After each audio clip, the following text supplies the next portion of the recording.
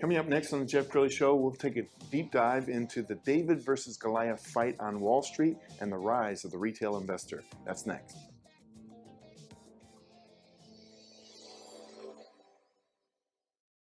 Many are predicting that the worst is yet to come, which is unfortunate, said one person here. Until now, they've enjoyed the reputation of being the nation's icebox. Watched a burglar in his home this morning by webcam. As a journalist of over 25 years, stories are what make my world turn. Reporting live from the Dallas Newsroom tonight, Jeff Crilley, Fox 4 News. But in 2008, I took the jump from my familiar life and started a PR firm from my home. We're talking about anyone with a camcorder like the one I'm using becomes a television network. We started slowly growing the company, and we now have over 100 clients, and we've branched into the world of live digital broadcasting. I now own 8 different TV studios and have a huge team, and the stories that I now get to share are sometimes the most important of my life. Life has a funny way of coming around full circle. This is the Jeff Crilley Show. Well, never before has the world been so fascinated with the rise of the retail investor. The little guy now has, it seems, the same footing as some of the big boys. To talk about that today, Gust Kepler and Eric Pharis, they're co-founders of BlackBox Stocks. Thanks for coming on the show. Thanks for having us, Jeff. Always great to be here. Yeah, well, you guys were ahead of your time because you launched this 6 years ago, right? Gus, why don't you start? How did the company start? Well, Eric and I had been friends for 4 or 5 years prior to ever discussing a business venture. And he was in the high frequency trading space, and I was in the investment banking consulting space. So I knew there was a need for a product like what we've created. So one night over drinks, it's the cocktail napkin story. I said, "Do you think you could build this?" And he said, "We can give it a shot." And one of the things that you added to it, Eric, I'll have you jump in, is a community that's very vibrant, and people are talking and having conversations and building friendships online. Isn't that right? Yeah, it's funny. It evolved out of a necessity for our developers to communicate with the community when we first launched our product. And we were putting all this technical analysis in the product, and we realized that there was a need for people to be discussing as a community what's going on in the market. And it sort of evolved from the very beginnings of our development, and then it's blossomed into this massive community now that really where we combine social media and proprietary analytics that no one else offers. And it's a hybrid of sorts. And you guys have been seeing massive growth.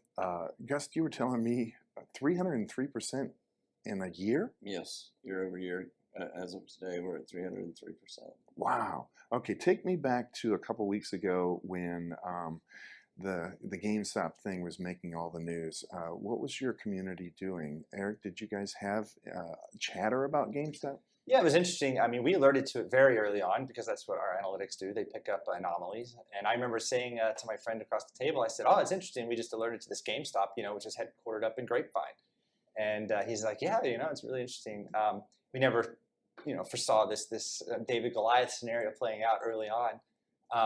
But our community handles these sorts of things very well. This isn't anything really new for them. And so I think in general, we proceeded with a lot of caution and tried to educate people that are coming on about how these short squeezes work and the risks involved. So what's the difference between the Reddit investor and the BlackBox Stocks investor? Well, Reddit is a chat room. Mm-hmm.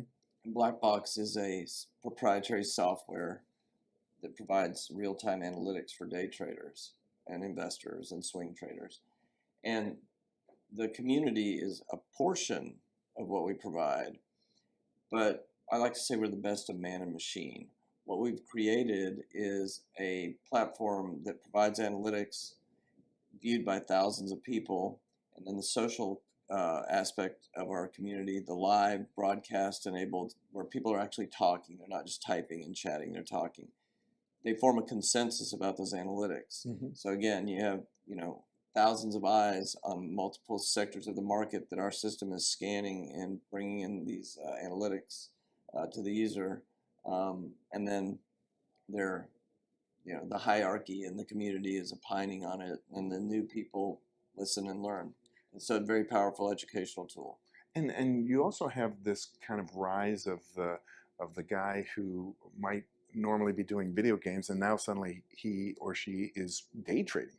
Do you want to speak to that? Yeah, I think there's a gamification element in trading. It makes I think it started with cryptocurrency, sort of got people in and gaming, and people like watching the screen and seeing things move in real time, and they get involved.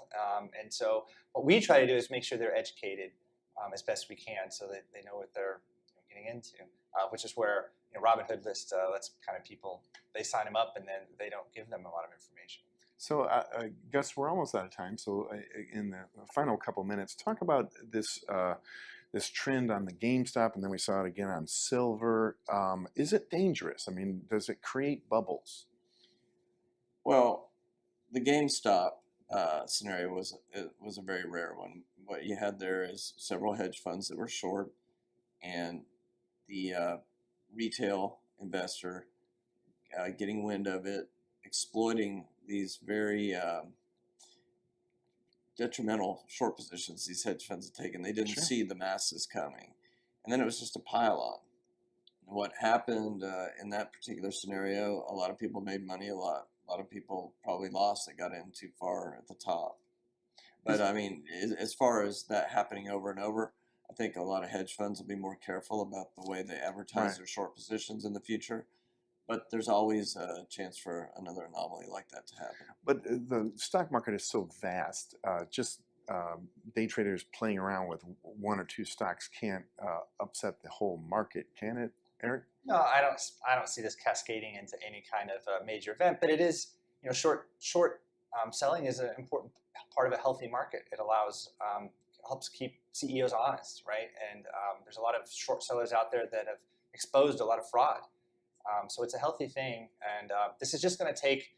Hedge funds are going to probably, be a little more careful about shorting low float stocks. There's two different types of shorts, in my opinion. There are healthy shorts, like short positions where a stock may be overvalued, or a particular hedge fund or an analyst is pointing out a weakness or a vulnerability the company has. And then there are the predatory shorts that just come in, spread bad information about a company, and really hurt small companies that are trying to obtain capital through this the public markets. And I view them just as bad as the pump and dump people. It's just a reverse scenario. And just in the last few weeks, you've been quoted by media outlets all over the planet. That's got to feel good. I guess somebody thinks I'm smart.